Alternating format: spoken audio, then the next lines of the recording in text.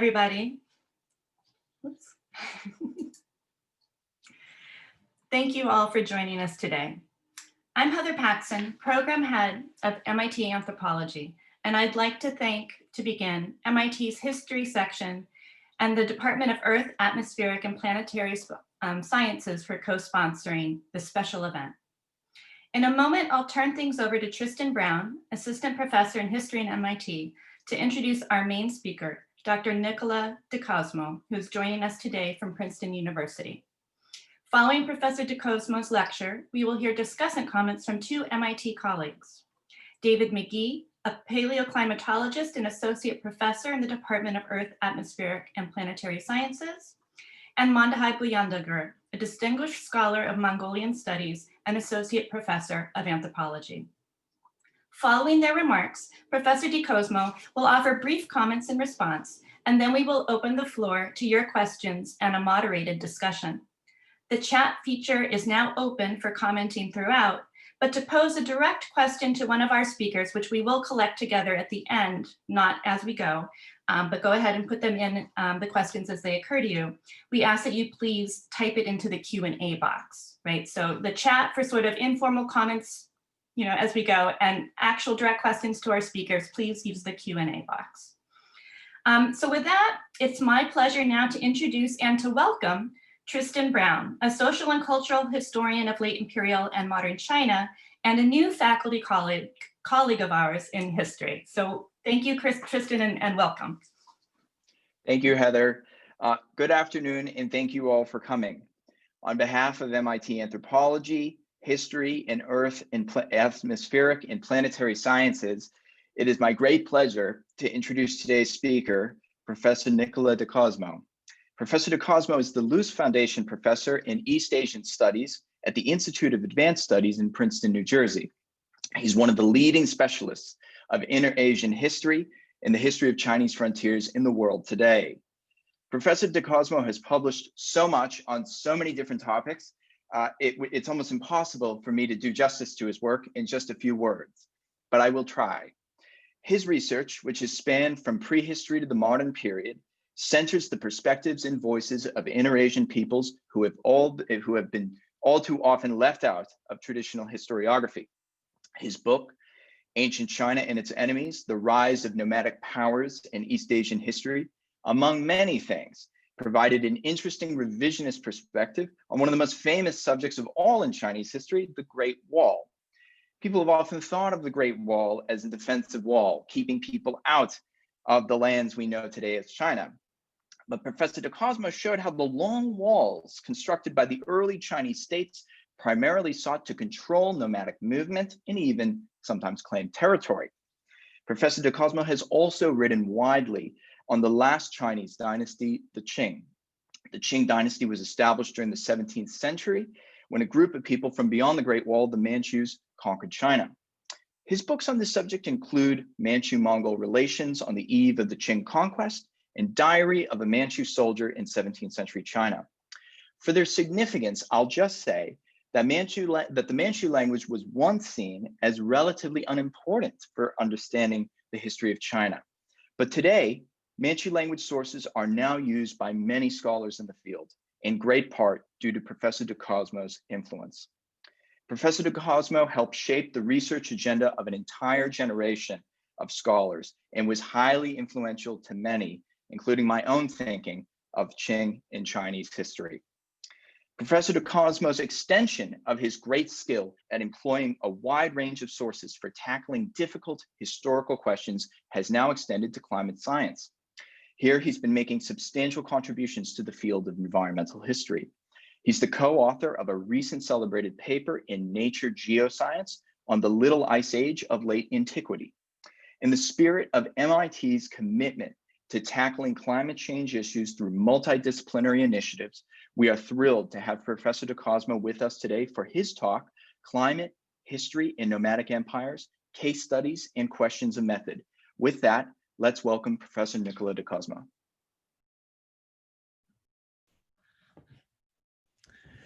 Thank Thank you very, very much, Professor Brown, for this, I think, really embarrassing, overly generous introduction.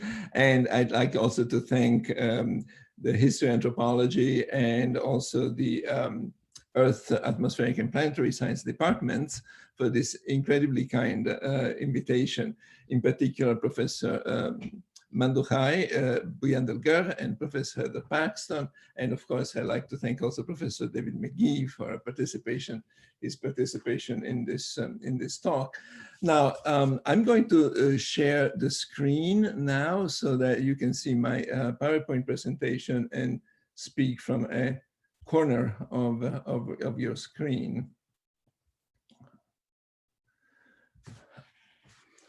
So my interest, as Professor Brown just so kindly mentioned, is in the history of nomads, pastoral nomads, and in the rise of nomadic empires, both in East Asian and more broadly in world history.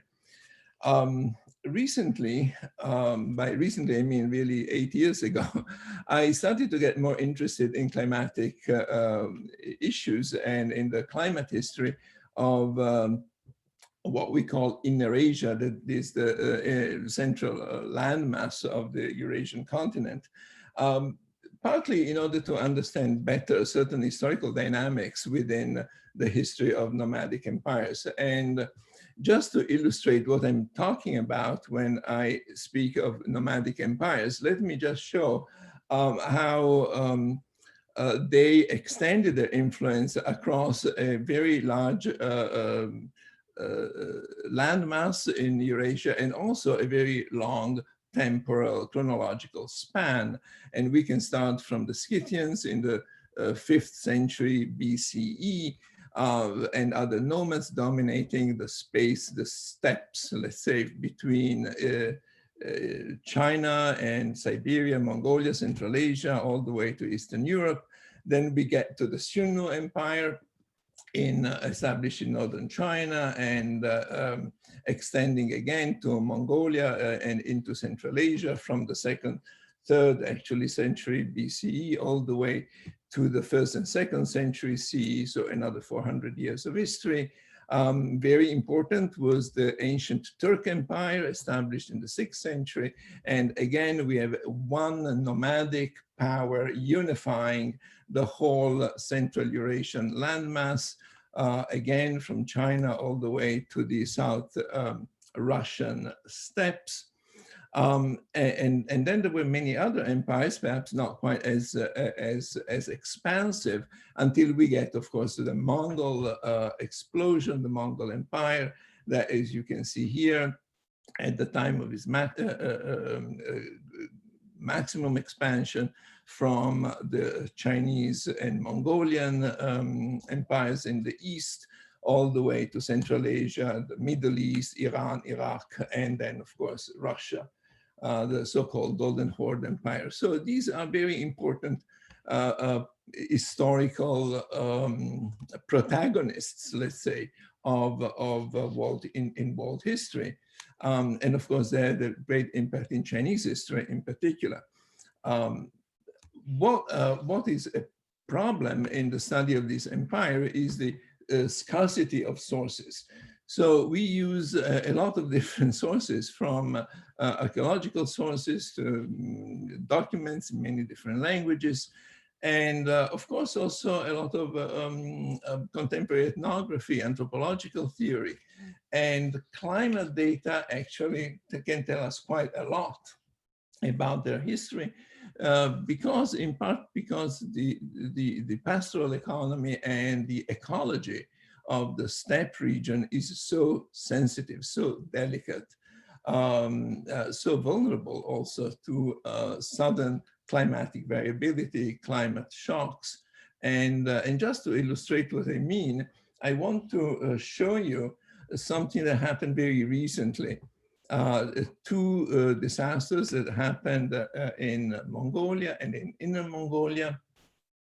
One is a classic dzud, that is a winter disaster, a catastrophic collapse of the livestock increasing mortality, of course, of cows, horses, and sheep due to very low temperatures, freezing of groundwater, or very heavy snowfalls that prevent the animals from getting the nutrition from the grasses provided by the steppes, or on the other hand, a very severe drought, such as that hit Inner Mongolia in 2011.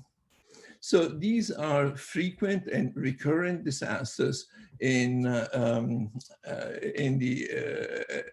ecology of pastoral nomads that were today may lead to, just like in the past, to massive losses in the livestock, in the massive mortality, and therefore famine, and therefore social and economic crisis.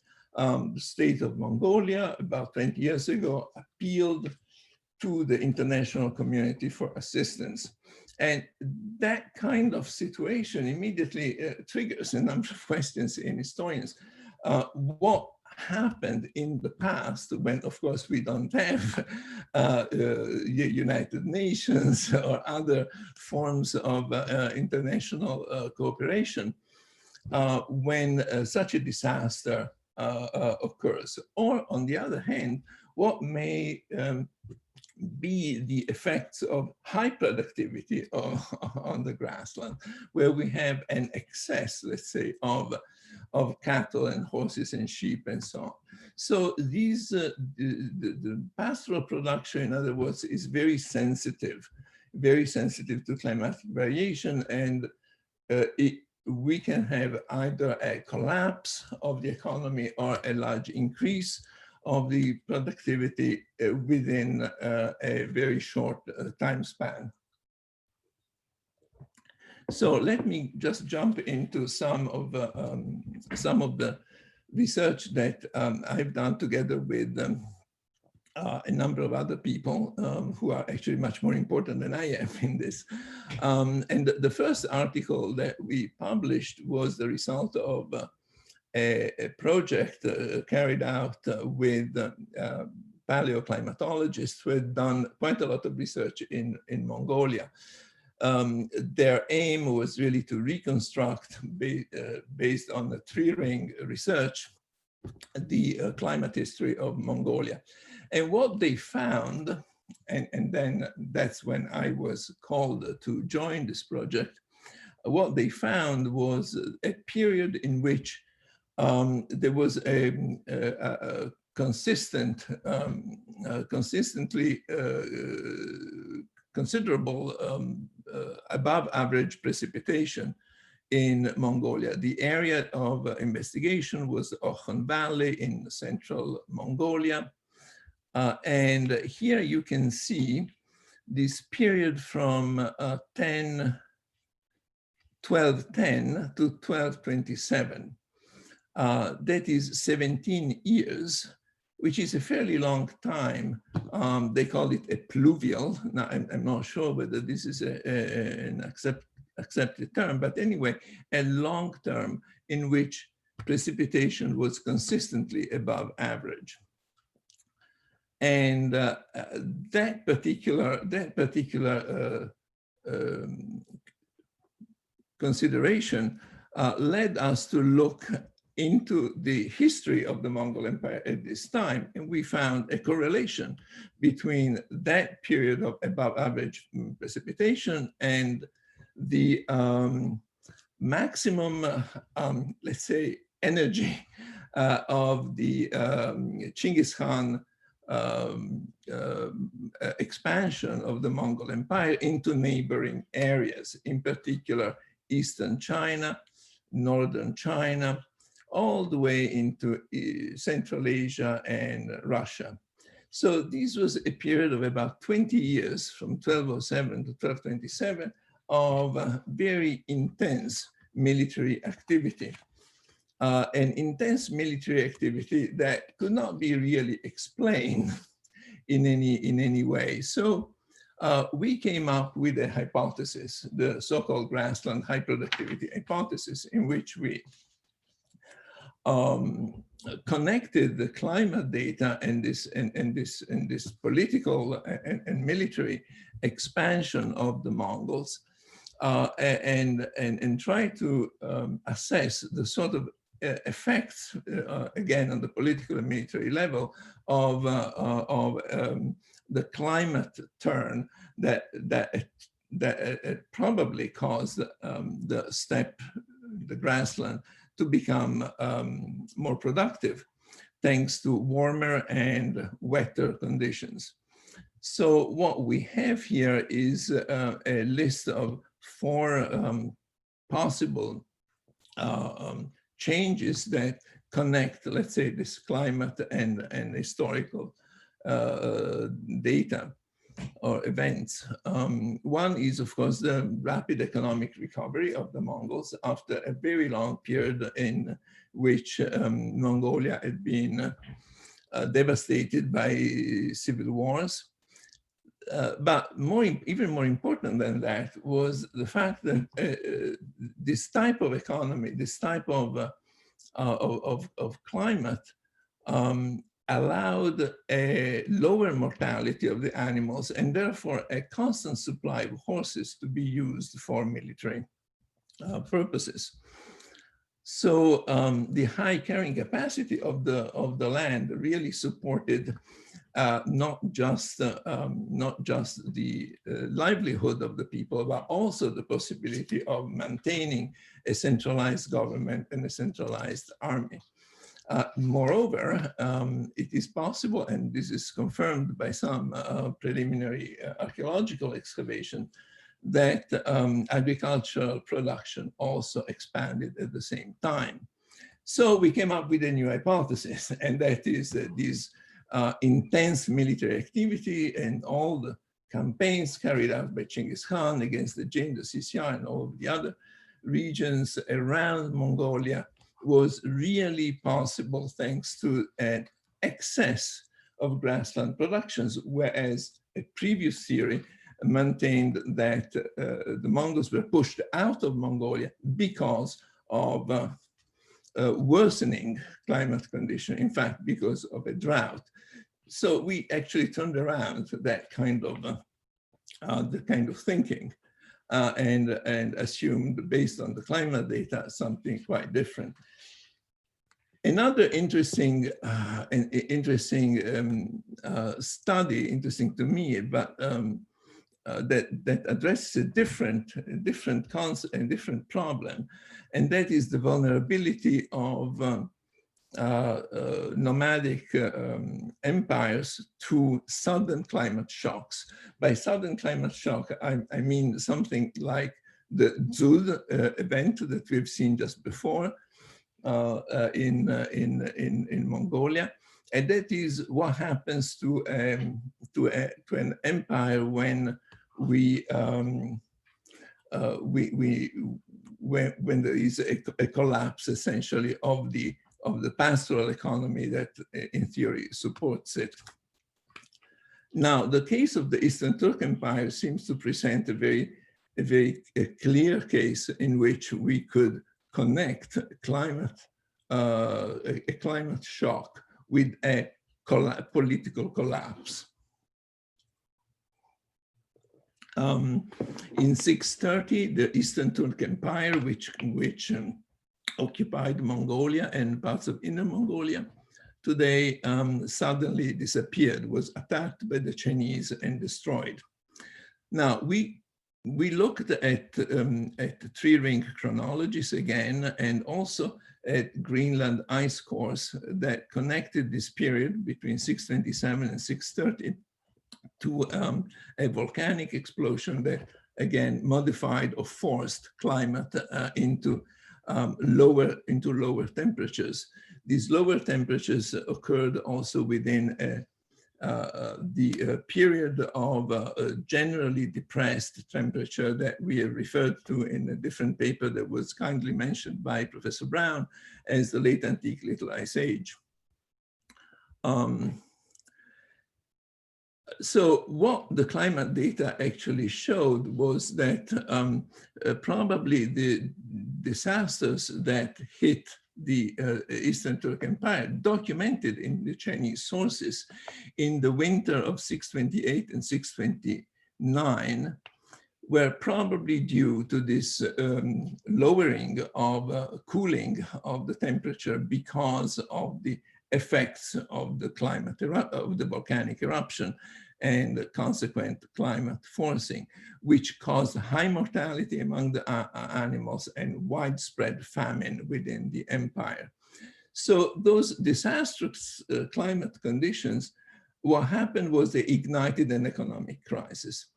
Now, the economic crisis was then, could then be attributed to the high dependency of the Eastern Turk Empire on pastoral economy. This is actually a very important, important fact, because we are not clear actually about the, let's say, economic and financial foundations of some of these empires.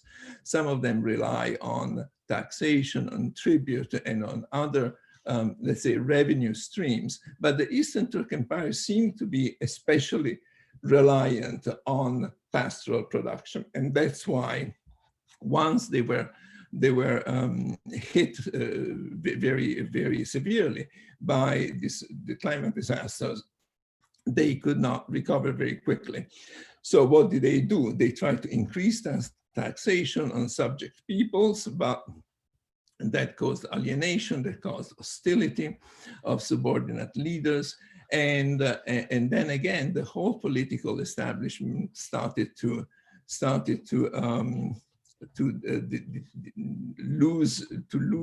weaken, let's say, and lose its grip on the subordinate tribes, and therefore causing some internal rivalries, infightings, and so on. Meanwhile, the Chinese army moved to the border and just waited for the Turk Empire, for the Turk Khagan, the head of the empire, to become essentially powerless. They moved in and they wiped out essentially the Turk Empire. So this was a very interesting case to analyze what the vulnerabilities of one of these nomadic empires could be. And in this case, it was the main vulnerability was identified in the almost exclusive dependency of the political leadership on the pastoral economy. Once that was gone, then the whole establishment, the whole political establishment started to crumble. Also, it's important to notice that this climatic induced economic stress does not cause necessarily the nomads to either invade China or to migrate to some other place, as it is often assumed.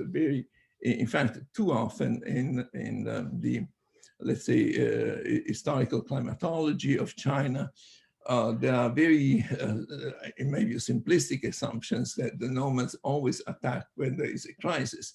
In fact, they don't. They simply weaken sometimes to the point that they are then attacked and wiped out by some other enemy, in this case, China. But what happens, and this is another case that illustrates a different type of climatic change, climatic challenge. What happens when, instead of a sudden shock, we have a worsening of the climatic conditions over a long period of time? And the question here is, how can the nomads, a nomadic empire, adapt to changing climatic conditions and therefore to changing environmental conditions? And in order to address this problem, we looked at the Uyghur Empire, which is basically a successor of the Turk Empire. Pretty much same region, Mongolia, northern China, and inner Mongolia. The Uyghur Empire is very different from other empires in the sense that it has special characteristics that I will illustrate very soon. Anyway, We started from the climate analysis, which showed this very long, 60-year-long drought in central Mongolia. Probably there was a drought actually beyond central Mongolia, also in northern China and so on, but these three-ring chronologies that we used were referred specifically to the Ochon Valley, again, which was also the center of the Uyghur Empire, and to north central Mongolia. And here you can see in this other graph how the situation worsened in the late 8th and 9th century. Green means wet, brown means dry. And as you can see, from 783 to 844, the situation became drier and more difficult to, more arid. So there's an increase in aridity and due to a severe drought. So can we attribute some of the special characteristics of this empire, which is quite different, as I said before, from other nomadic empires, to an attempt to overcome or offset the negative, the ill effects of the drought? And we identify a number of special features of this empire that could possibly be related to this attempt to move away from perhaps a critical situation in pastoral production and diversify their economy. So for instance, there was a very heavy reliance on trade, especially horse for silk trade. They sold horses to China. These horses were paid in silk, and then the silk, which was also a form of currency, was traded along the Silk Road in long-distance exchange networks. There was also a reduction of conflicts and wars, so probably they did not have actually, unlike the Mongols that we've discussed before, they did not have the resources to maintain an army over a long period of time. Or in any case, to finance conflicts and wars. There was also agriculture. Probably agriculture developed, moving away from rain-fed agriculture to irrigated agriculture. This again is showed by preliminary archaeological research, but we don't have a clear picture of how extensive agricultural production, in particular irrigated agricultural production, was in the Uyghur Empire. And finally, when the Uyghurs were attacked by a northern people called the Kyrgyz, they collapsed very quickly. So probably or possibly the drought is also related to a progressive weakening, economic and military weakening of the empire. So this is just another example of how a different type of climate story, let's say, or climate change may have affected a different, may have affected these pastoral nomads. And until now, we have looked really at nomads in Mongolia, in their habitat, in their ecology, and how they may have suffered or benefited or may have adapted to changing climatic conditions. But what happened when they leave their natural habitat, when they leave the steppes of Mongolia and conquer other regions that are not necessarily suitable for their economy, but also for their way of warfare, because as we know, nomads used large numbers of horses and therefore had some particular requirements in their expansions. And this is an article that I like very much, actually, but it is still being discussed quite a lot in the literature. And that is an answer to a very, very old question, and that is, why did the Mongols withdraw suddenly from Eastern Europe after having invaded it in 1241. The story is quite simple, and yet it is not, it did not have an answer for many years. I think we have provided a kind of answer, but it's still certainly hypothetical. So the story is that the Mongols invaded eastern Hungary in the spring of 1241, from crossing into the Great Hungarian Plains from Russia across the Carpathians. Some of them went all the way to Poland. And in this period, over the months of spring, summer, and fall of 1241, they were very, very successful. All of these dots here are fortresses or towns or battles that they won. And therefore, there seemed to be really no one able to resist their advance into Hungary or also beyond. But they did stop in center on the Danube, and only in the winter between 41 and 42, they decided to invade Western Hungary here. And that was possible because the Danube had frozen. A frozen Danube allowed the Mongols to cross over, to just ride over the Danube and invade in January 1242 the western part of Hungary. However, the situation became very different from the previous year. They met with one failure after another. These blue dots are actually all, again, cities, towns, or battles that the Mongols lost to the Hungarians. The success rate, let's say, of the Mongols had decreased dramatically, whereas the resistance rate of the Hungarians had increased dramatically with respect to only a few months before. So this was quite an unusual fact from an historical point of view. So we looked at the changes in the climate conditions from one year to the other. So it's really quite a precise, very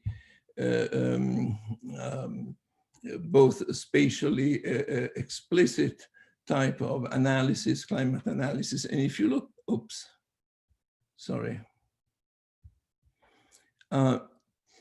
Here is a series of graphs that refer to precipitation. The precipitation in 1242, which is here, seems to be higher, was higher than in 1241. Again, green means wetter, brown means drier. So 1241, when the Mongols invaded Hungary, seemed to be a much drier period than 1242. And also, if we look at the temperature chart, the 1242 was colder. This pink reddish is warm, the bluish is cold. Was colder than, so in other words, we move from a dry, warm climate regime to a wet and cold, which is, which was beneficial in the beginning because the Mongols could cross over the Danube and invade Western Hungary. But what happened was actually something that was not so beneficial to them. So we can go through these different phases of the invasion. Now, what happened with an extraordinarily cold and wet winter is that a lot of water, groundwater, froze on the ground. And when it thawed in the spring, it caused a swampy condition. It pooled on the ground, frozen, and then when it melted, the whole Western Hungary was essentially, as we believe, was essentially a swamp. There was marshy conditions. The horses had no hope of really moving across this type of terrain very easily. So it caused an unexpected challenge from the point of view, not just of the environment, but also of the, and especially of the type of military operations to which the Mongols were used. And how do we know that? Well, we know that because we look at the quality of the hydrogeology of Hungary, and then we know that this is actually a relatively frequent phenomenon. It was only in the 18th century and 19th century with the Habsburgs that the floodplains of the Tisza and the Danube River were drained with the building of several canals. Also, farmers moved into higher areas at that time, and there was a famine. So lack of food and especially very difficult terrain probably in our hypothesis convinced the Mongols that they had to withdraw from Hungary. They could not survive in that particular situation, and they moved back to southern Russia along the southern Carpathians, which is at a higher elevation than the route they took to come into Hungary in the first place. So this was really a completely different theory with respect to previous notions of why, or ideas as to why the Mongols returned to Russia and withdrew. So this is still an hypothesis. We may have to do some more research, but generally speaking, I think it's something that adds to our knowledge, both of the general history of the Mongol conquest, but also to the history of Hungary, and in particular to the type of short-term variations within in a very particular type of situation, such as military invasion. And finally, my last case is something that has not been published yet. This is true work in progress, and again, refers to the Mongols outside their natural habitat. Again, another example of how the Mongols had to negotiate different environmental conditions as they moved into different environmental zones. In 1258, as you know, the Mongols under Hulagu conquered Baghdad. This was part of a general campaign of invasion of the Middle East.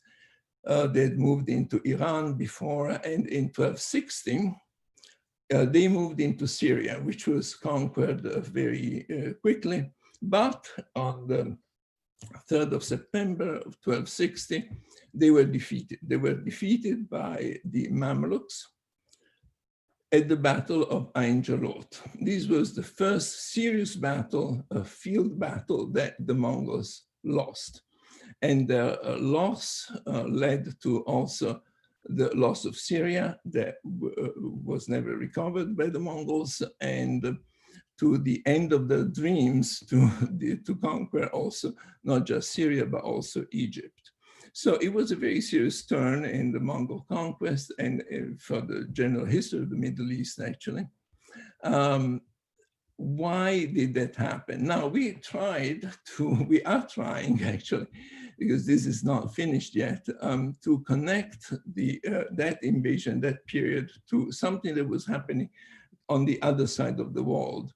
And that is the greatest eruption in the millennium, the Samalas eruption, that has been recently dated to 1257 in Indonesia. Now, that eruption with the extraordinary emission of aerosols into the stratosphere and so on had a certain impact on the climate of the planet. And generally speaking, this type of climate forcing causes cooling condition, cooler conditions, so lower temperatures, possibly more abundant precipitations. If we assume that something similar to that also occurred in the Iraq-Syria region, which is semi-arid and has a fairly short growing season, lengthening the growing season and having more rain might lead to a reduction in aridity. So what we're thinking is that perhaps the northern Syrian steppes were able to increase their productivity, therefore allowing more Mongols, soldiers, horses, etc., to get into Syria.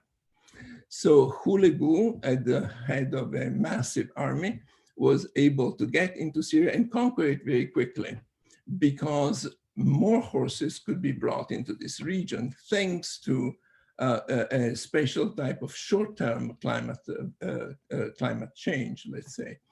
However, all of these horses quickly exhausted the resources, overgrazing and so on, quickly exhausted the resources, and therefore the Mongols could not leave in Syria a number of soldiers, a number of troops sufficient to defend it from the Mamluk attack.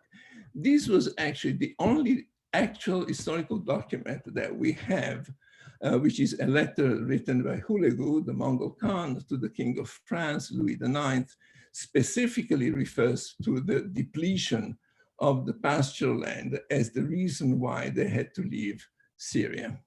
So we are still working on this concept, but I think it's promising, and it's in any case a very interesting way of looking at the limitations of these pastoral nomads in different ecological and environmental zones. So I think my 30 minutes were up some time ago. I'm not sure, but I will close my talk with some final thoughts, and then we can have some comments and discussion. And very simply, I think what I've tried to do is really to illustrate a way in which we can join climate and historical thinking and come up with new and quite interesting answers, but especially questions when it comes to the history of nomadic empires.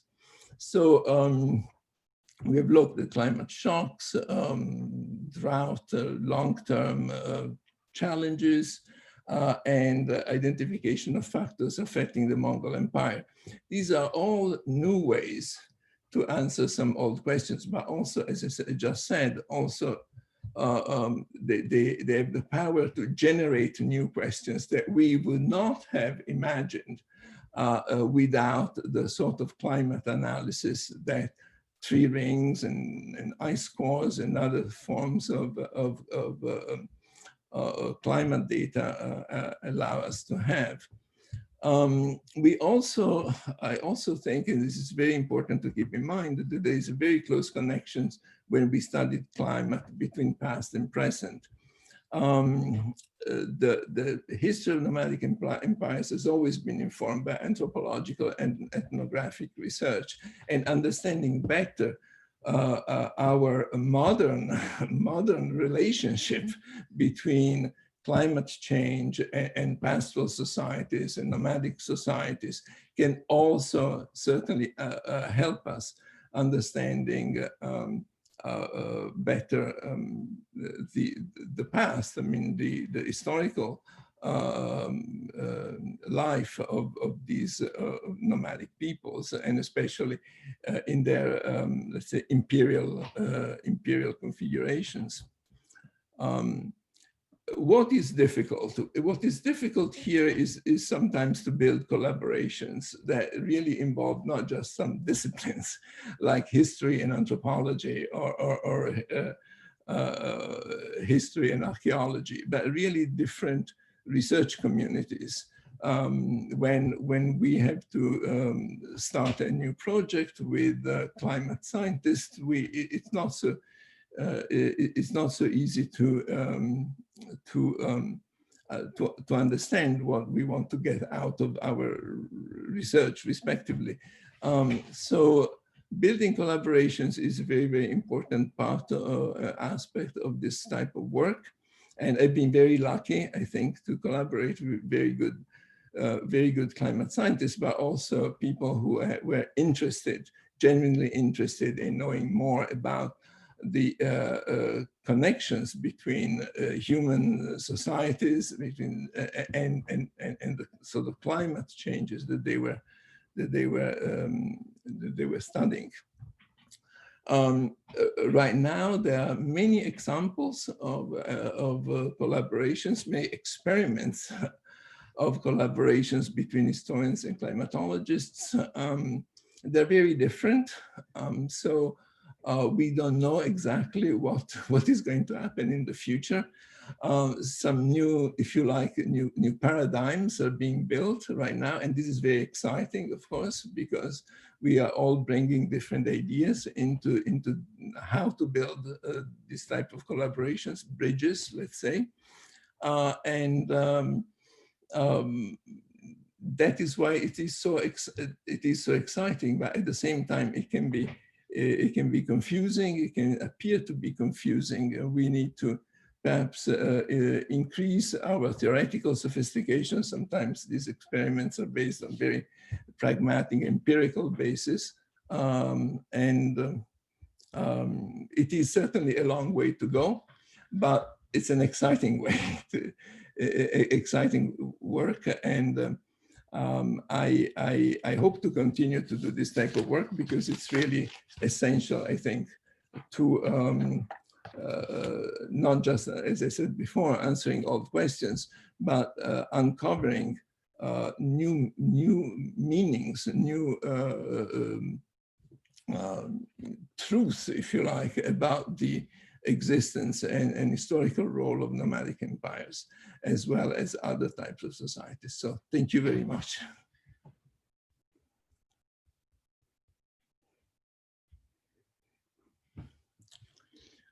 I've spoken for a long time, but maybe longer than what I should, but let me mute. Thank you so much, Dr. Di Cosmo. It's really a privilege to hear this. I'm just going to offer a few thoughts and then hand it over to Mandahai, and then we'll open it up, as I understand it, for a response from you, and then open it up to questions and answers. As Heather mentioned in the beginning, my name is David McGee, and I'm from the Department of Earth, Atmospheric and Planetary Sciences, and my field is paleoclimatology. And again, I'll just offer a couple of thoughts here. This is a really rich area of research with a lot of interest among paleoclimatologists about these broad questions of connections between the climate history and human history. And it extends back to questions about the role of climate in human evolution, to questions of the role of climate in human dispersal out of Africa, to questions of societal changes in the Common Era. From the paleoclimate end of things, for those of us who are building these records, I think some of the key challenges that we face are the fact that often our climate records are not co-located with the societies that we're thinking about. And so it's really trying to understand what were the climatic conditions, the weather conditions that these people were experiencing if the trees or ice cores or stalagmites that we're studying are not exactly right there. And then, of course, the problem that the records that we're reading are natural archives that encode information about the climate system as they're formed, but also encode a lot of other information as they're formed. They're influenced by other things beyond just the climate. And so these are noisy records. And so really digging in to try to understand what these climatic conditions were is a real challenge. And the tree ring records that Dr. Di Cosmo is working with are really the highest quality in terms of dating and spatially explicit information and calibration with modern data things get harder as you go back beyond, back into the first millennium of the Common Era or further back, and because there's just far fewer trees that you can sample, and so you need to go to other archives like lake sediments or stalagmites to get information that have less, they don't often have annually resolved information.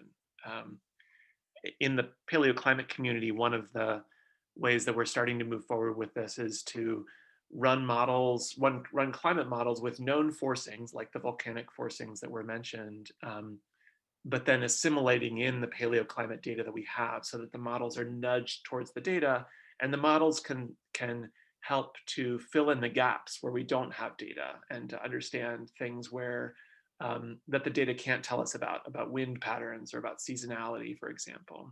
And I think the other challenge that was, that Dr. Di Cosmo is addressing so well here is, from the paleoclimate end of things, is that we as a field tend to so commonly underestimate the complexity of societies, and to so easily slip into kind of a climate determinism.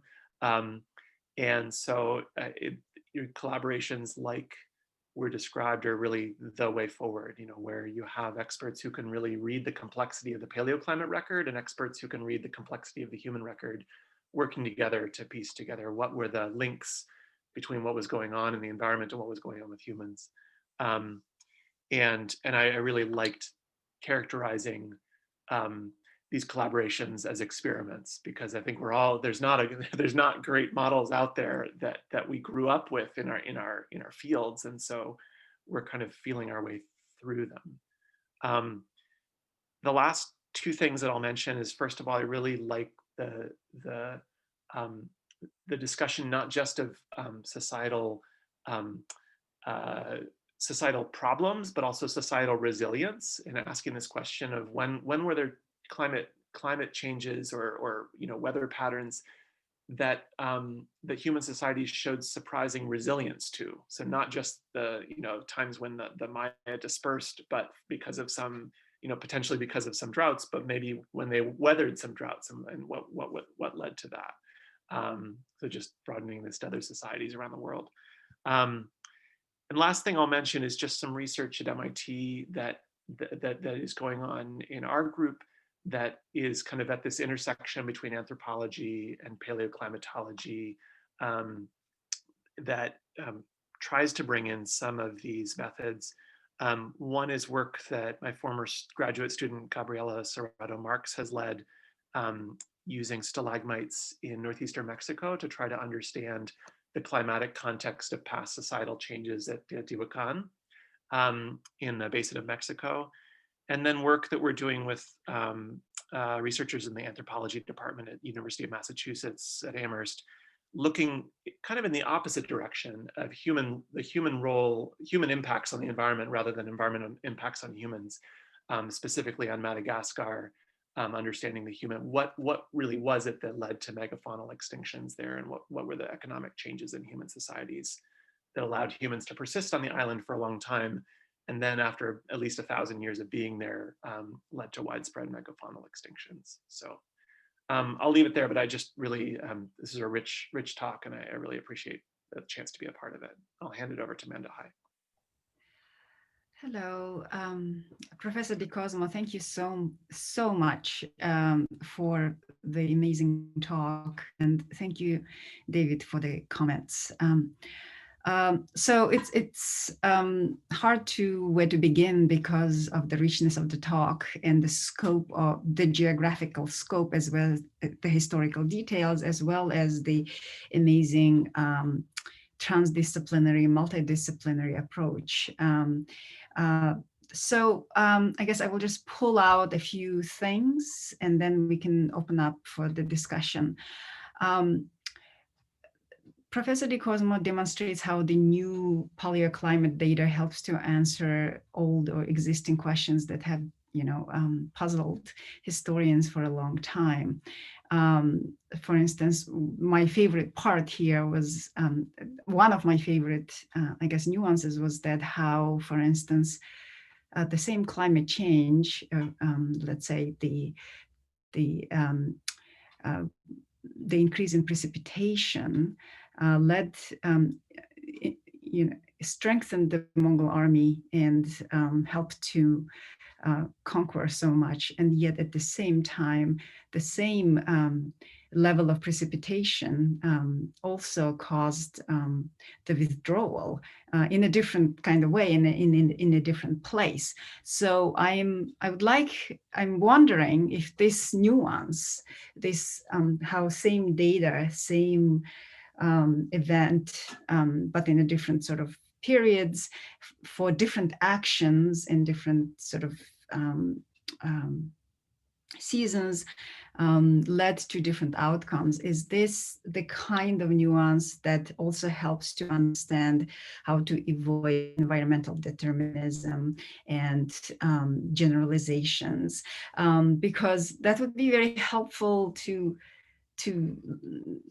grasp. What would be helpful is for me, for instance, to grasp that in order to not be scared of the data, right? Not to be scared of slipping into environmental determinism, because in some ways, historians and many scholars in social sciences try not to, obviously, in order to avoid that kind of determinism, also try not to engage too much, maybe, I'm wondering. So what, I guess the first thing that I would ask, can you elaborate on methodology and tell us how to avoid the determinism, but also to enhance our elaboration in a way that is helpful. So that's would be like my first kind of I guess question and request. Relatedly, also a little bit, so I assume, Professor Di Cosmo, that you concentrated on the findings in this presentation, but the stories of these nomadic empires were told without the climate data before. So it would be good to know a little bit of a contrast, if it's possible, like in 1 or 2 sentences, like what was, for instance, one story where the climate wasn't there figured out, because the conventional history attributes the military activities of the expansion of the empire or the fall of the empire. For instance, the expansions are usually attributed to what? To the talents of the military commanders, the equestrian skills of the nomadic soldiers, the semi-military lifestyle and all of that. And then the fall of the empires also have been attributed to internal discord, shrewd women who entered into kingship and created all the political turmoil inside and things like that. So it would be good to kind of bring what was before to what we know now, because the story that you told us is the most recent story. So it would be nice to know. I mean, in the interest of time, I'm just pointing out, but that would be great to kind of just to show the tip of the iceberg. Relatedly, all these wonderful data that you've gathered might be also helpful to think, expand like into the outcomes of the empire, like the role of the Silk Road, the role of these big cities. And I'm wondering also about the dialectical, I guess, mutual reinforcements back and forth, climate and military expansion, building of cities, building roads, connecting people, I guess, energizing, leading to more production and maybe more sort of war. I mean, is there a general sort of bigger... So I asked you to be nuanced, and now I'm asking you to be more general. I guess it's probably too much, but that's but I think it's good because your talk led me to think in both ways. So, and I think that's the power of your talk. So I don't have that much time. I'd like to end by bringing the talk, bringing our attention to the contemporary situation in Mongolia. the climate change is affecting Mongolia to the point that it looks like there is already an apocalypse of some sorts, right? So not only the animals are dying, there are like heavy snowfall that is making impossible to have the pastoralist nomadic economy, but also there is a huge migration going on that makes people dependent on the government. The government is obviously is getting more powerful because it has to manage the population, manage the migration. And with the climate change in the city, there has been a huge increase in pollution. And so I will just say that in line with the big climate change initiative, my colleague Mike Short in nuclear engineering and I have started a proposal to engage students to go to Mongolia and build heat banks, molten salt heat banks that's also renewable and environmentally friendly.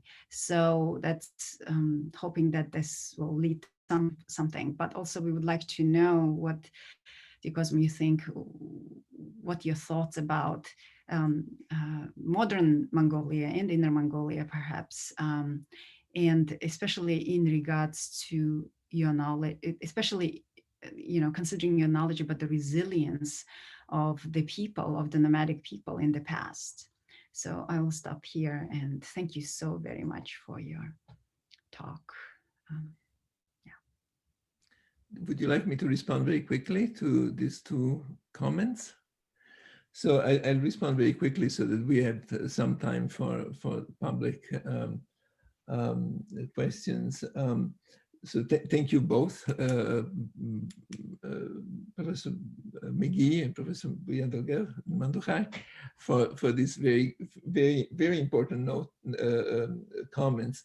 So first of all, to what David McGee just said, yes, historians tend, maybe climatologists tend to underestimate the societal complexity, but historians also tend to underestimate climatic complexity, and especially the degree of uncertainty in when we discuss climate variability in the past.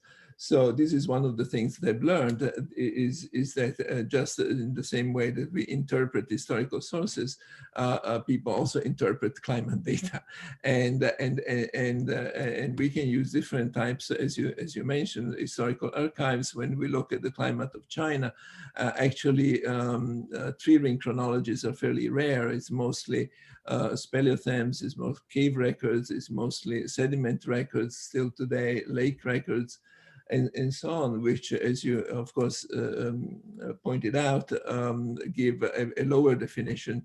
But there are limitations also in tree ring chronologies, because after all, what we know is summer conditions rather than winter conditions in most cases. So, and the multi-proxy analysis is not so easy. But for instance, in the case of the article that has not been published yet on the Mongols in Syria and Iraq and Iran, we are also used modeling for climate modeling to understand the volcanic forcing and what potential effects, because also we have very few regional proxy records. So this is an increased. On the historical side, I must say, I constantly find quite a lot of skepticism towards this type of research, and resistance to what people call climatic determinism or reductionism, which is another way of looking at the problem. I mean, reducing everything to climate is also a problem sometimes. So and I'm coming now to Professor Mandukhai's questions also, how do we respond to that kind of determinism or reductionism?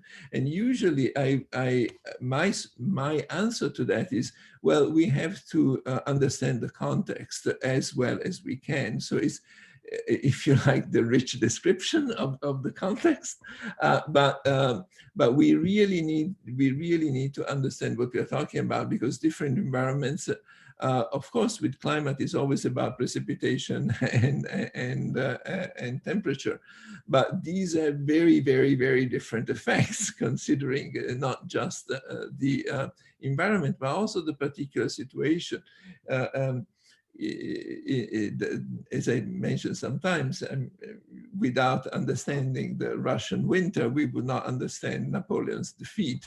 So that is how weather and history, or climate and history, work together, by looking at the specific context. And that's why I'm also a little skeptical of the method, going back to this methodology questions, of building long chronologies and building correlations and trying to use statistical methods to assess strong or weak correlations. These work to a certain degree, but then when we look at historical, actual historical cases, they don't really help the historians very much in the end. So there are actually deep methodological questions in that we need to address, and together, not just historians often thinking that their method is better necessarily.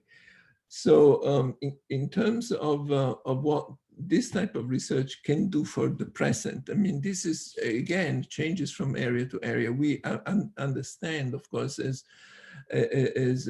been just said, that global warming and global climate change is having devastating effects in Mongolia and many other sort of rangeland economies. So how do we intervene? I think one of the things that history can do is exactly what we said before, that is, understand better how societies in the past adapted or showed resilience, or and that depends really on the complexity of the society. Of course, and modern societies are much more complex than past societies. And so we have to factor in questions of industrialization and pollution and so forth that didn't perhaps exist before. But understanding better history means also knowing what precedents you can use to bring into the present and what precedents you cannot use. Very often in some type of social science literature, I see today, when they talk about, for instance, conflict caused by environmental conditions, such as water resources, for instance. Sometimes you find precedents mentioned in this literature that actually, once you go back and study them historically, are not necessarily as clear as they're presented. So it is not necessarily true, as I said before, that nomads migrate because of a natural disaster. There could be other solutions to that. There could be political solutions. There could be diversifying economic solutions, and so forth. And so, knowing how in the past nomadic peoples have responded to these challenges may be helpful. But of course, we should never lose sight of the differences between the present and the past. The last thing I'm going to say in response again to the question of, what does climate research contribute to a different understanding of the problems, for instance, within the Mongol Empire? Well, Mandukhai has summarized very well the kind of things that have been always emphasized. The discipline of the soldiers, of the Mongol soldiers, their efficiency, their ruthlessness, the shrewdness of the empresses and the Mongol women, and so forth and so on. But actually, what I think now, after having studied the climate issues and climate variability issues, is that actually the secret weapon of the Mongols, if we can call it that, is logistics, is actually knowledge.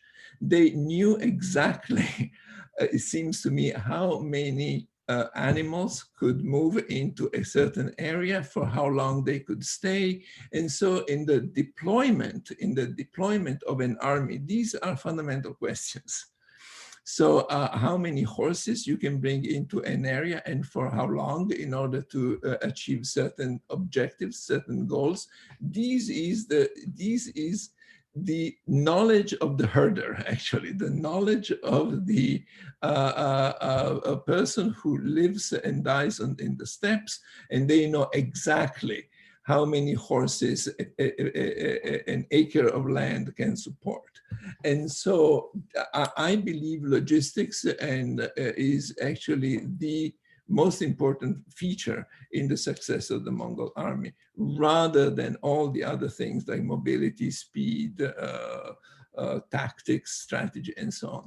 But logistics is quite critical. And what is critical within that is the knowledge of these commanders who were raised on the grassland and could exactly estimate these issues of carrying capacity and number of horses and so forth.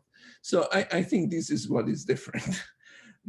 And I think this is a real advance to what has been said with respect to what has been said before. I mean, we open a new chapter, in a sense, in understanding nomadic empires, if we understand better how they understood the relationship with the environment. So I'm going to close this here, because otherwise we don't have any time for questions. Thank you so very much, Professor Di Cosmo. So we have quite a few questions. The questions are quite long. So I am going to go and read, starting from the very first question. Matthew Cole. How much interest is taken in the written sources we have in environmental conditions like weather, climate? Is there a way to cross-check written and climate record?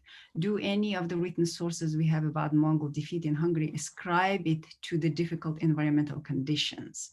So while you are answering the question, I will try to read through, try to continue to group the questions, just because we have. I'm sorry, Mandai, could you repeat the question? Or actually, I'm sorry, Mandai, but if we go to the open questions, right? Because I think actually David kindly addressed Matthew's question. Yeah. Okay, I see. Okay, that's great. Okay. We can actually go to Peter's. Right. Yes. Okay, Peter from Yale. So you focus on the effect of sudden climatic events on the pastoral side in causing the outcome of military conflicts, but success or failure in a military campaign depends on how the climate event affected the other side. Can you say how the drought and rainfall affected the armies fighting the Mongols, the Jin, the Mamluks, the Tang, etc.? After all, we have more written sources on the settled societies than on the nomads. Does this mean that agrarian societies are more resilient than pastoral economies? So thank you, Peter. This is a very good question, of course. And we need to look actually case by case here. For instance, if we look at the Türk Empire fighting the Tang, I would say that the climate does not affect just the army; it affects the whole society there. So it is a crisis that is actually much more much more localized and hits the Turks much more deeply than, because it's not just the military side, there's a widespread famine there. And actually it's the economic foundations of the empire that seem to be affected. In terms of the Chinese army, well, we can identify a number of other cases in which the Chinese army in the steppes actually also suffered from similar problems. But I would say that when we have similar conditions, they have a different impact on different societies. Yes, some societies are more resilient than others. That I would. There is also a question of the complexity of society and so on. When we talk about Mamluks and Mongols in Syria, I was trying to summarize very quickly, but the real question is, well, we can look at the outcome of one battle, and that is not so important for me. The real question was, why is it that the Mongols could not leave more people in Syria? So the outcome of the particular battle, well, this has been studied before, as you know, by John Mason Smith. There could be different reasons why that outcome of that battle was what it was. But the real reason why the Mongols lost Syria was that they did not have any more soldiers there. Why did they not have any more soldiers? So this is just hypothetical, of course, but I think focusing on the climate really shifts somehow the barycenter of our analysis towards a broader range of causes, so that we are not just stuck with the particular outcome of that one battle, but we look at the context in a broader perspective, where we reconstruct, or not just the event, but also what's around the event, the background of the event. Then you ask also, we have more written sources on the settled society than on nomads. That's for sure. Indeed, we do, and that is why I think nomadic vulnerability or resilience also needs to be examined through from an anthropological and ethnographic side. I mean, we need to know, and I published just one article on this, what is the impact on a pastoral economy of one event. I think they are more vulnerable. In other words, a single event can inflict more damage on a pastoral economy than it does on an agricultural society. And that's not always the case, but it's often the case, I would say. This Dzud event happens every 10 years. That means the life of a herder is threatened several times during a lifetime. And that to me shows a greater vulnerability. But these are all questions that we need, that we are just opening up. And I think we need the kind of robust debate in which we confront a lot of these issues. And Peter himself has been writing quite a lot about the Qing in Eurasia and so on. I mean, I think it would be very, very interesting to have a look at what was happening in 17th century Mongolia and Galdan Wars and so forth in a climatic perspective as well. This is during the Little Ice Age, which has been studied quite a lot. But anyway, I won't go beyond that. I think it's an excellent question. Thank you, Professor Di Cosmo. So a question from Stefan Helmreich. I have a question about how to think of the ratio between the scale of human enterprise and the scale of climate effects. I know that answering that question may be case specific. The relation between 13th century Mongolian nomadic military endeavor and climate effects will be different than the relation between effects of, say, fossil fuel usage among 20th century world seafaring militaries and contemporary climate change. So the question is about comparison. How portable are lessons about scale from your Mongolian case to other cases, especially across history? Again, very good question. How portable they are? I think they're portable in the sense of the method that we use to integrate climate data and historical data. I don't believe in simple analogies, of course, and of course there are questions of scale, but there are questions of scales in the past and there are questions of scales in the present. I mean, the question is really related to what kind of knowledge we want to get from what kind of questions we are asking, really.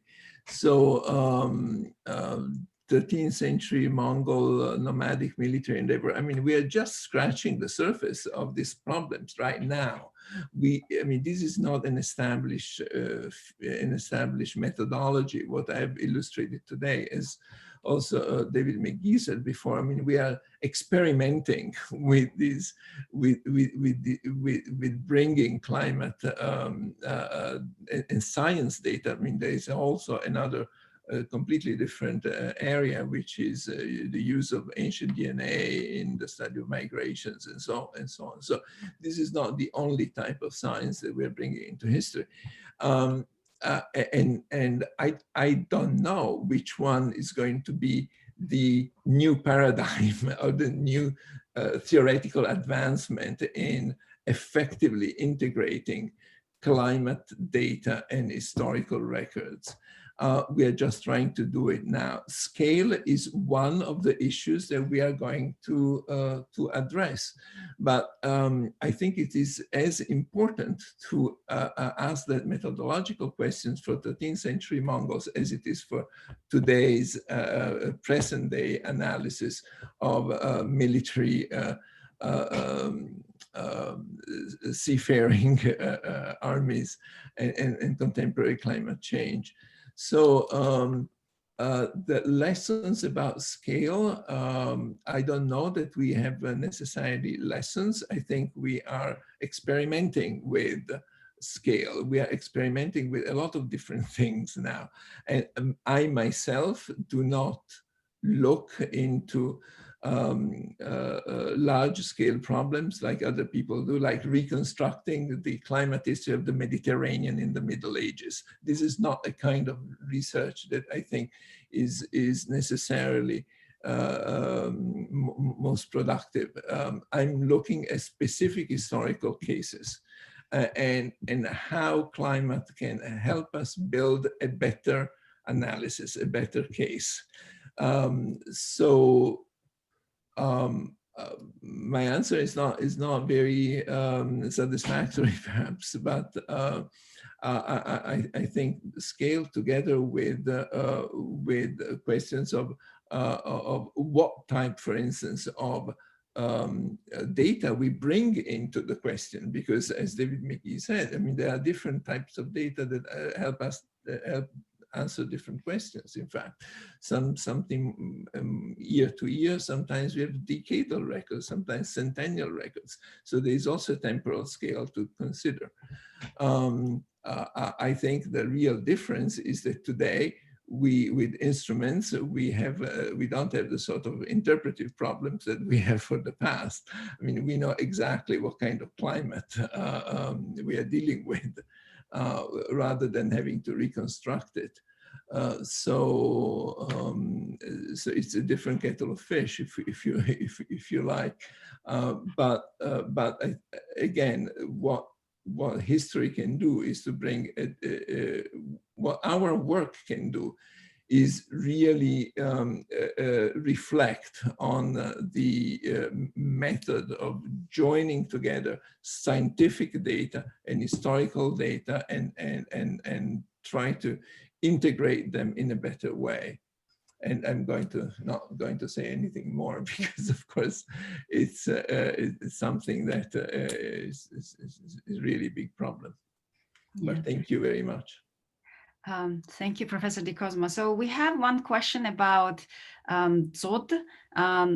It seems to be more subjective, right? And how to combine the subjective understanding of Zod, which is a heavy snowfall that leads to massive death of the animals, which threatens the life of the herders, with climatic data, basically how to convince this. So that's one question. And you already, I think, partially answered that question. And then we have two more questions about the methods, I guess, but slightly differently than before. Like one is how to avoid the issue of determinism, environmental determinism, and the other one is about how to combine, how to navigate the issue when one discipline tries to exclude the findings or the importance of the others. For instance, the archaeological perspectives are often left out or cut out of the articles in Science, Nature, etc. So do you have, for instance, an advice on that? So I would say, please quickly answer the Zod question, and then please give suggestions about how to write so that different disciplines can publish in Science, Nature, etc. journals. So the Zud question is, I mean, the Zud is still with us, so we can estimate the kind of mortality that is caused by this event. I mean, this event is basically heavy snowfalls or low temperature, so that the animals cannot reach the nutrients, and actually they don't die of starvation; they died of hypothermia. So they can't heat their bodies enough through eating, and so they die. But the real question in historical times, whenever we have, of course, historical records, is a plus, because then we can identify immediately when the Chinese in particular were very good observers of what was happening on the other side in Mongolia. So whenever there is a famine or something else in winter, we can possibly attribute that to a Zud, and then we can go and look, if possible, at the climatic condition of that particular year. And see whether this can be confirmed by climatic data, lacking other direct information from the records. So that is just a simple explanation of how knowing about this particular climatic phenomena can help us explain some human events that are recorded in the sources. Is that enough as an answer? I think so. Yeah.